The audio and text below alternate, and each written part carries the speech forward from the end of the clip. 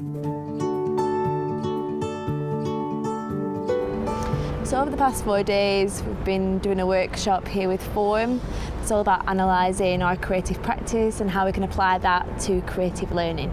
I really feel that creative learning is a bedrock of education that is too often neglected.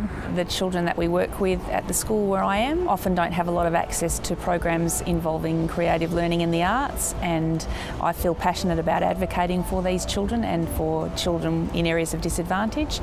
So this program is particularly appealing for us.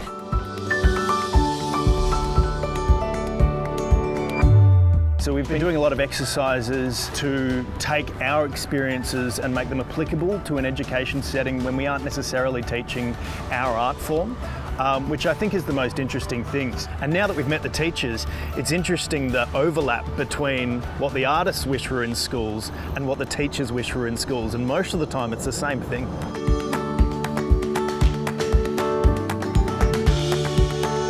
So I've been teaching now for 27 years, and I just believe that this particular program has a lot of research backing to it, and I do believe it is going to make the changes we're looking for and open the doors to changing our way of thinking. The great thing about the art of learning is it's different from an artist coming in as a residency. Because the artist is working with the teacher, it really is this magical partnership, and part of the process is the artist showing the teacher creative ways that they can then use with other classes, other year groups down the track.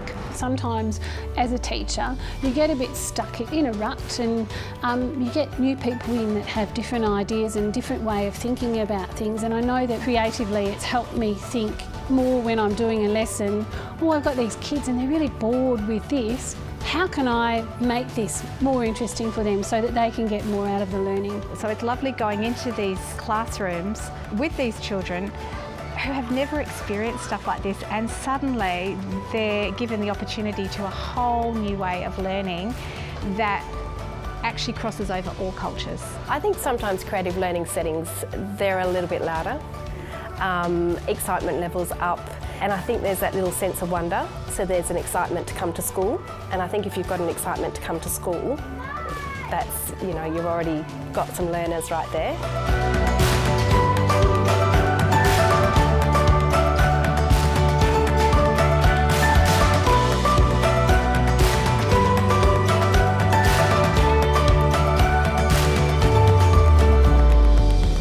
So some of the biggest things I've noticed by the end of the term is finding that these kids that do struggle with literacy, they may not be able to write a full report, but give them a comic strip, they can draw, and they'll put speech bubbles in, and they can visually give you a complete rundown, exactly what they would do in a written report, but they're doing it as a visual documentation. It's introducing an element of critical thinking to children's learning. I think it's introducing an element of imagination and, I don't know, for want of a better term, thinking outside the box in their learning. And I can see the transformation in the students, I can see the transformation in the teacher.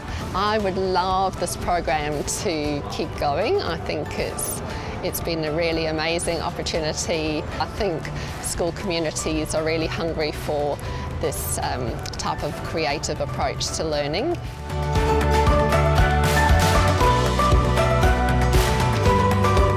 It offers an expansion of their worldview. I think particularly with the diversity of culture that we have at Bentley Primary School, it's important for them to understand other cultures, other histories, other points of view. And I think too often as we go, right, here's the textbook, they're the answers, let's pursue that.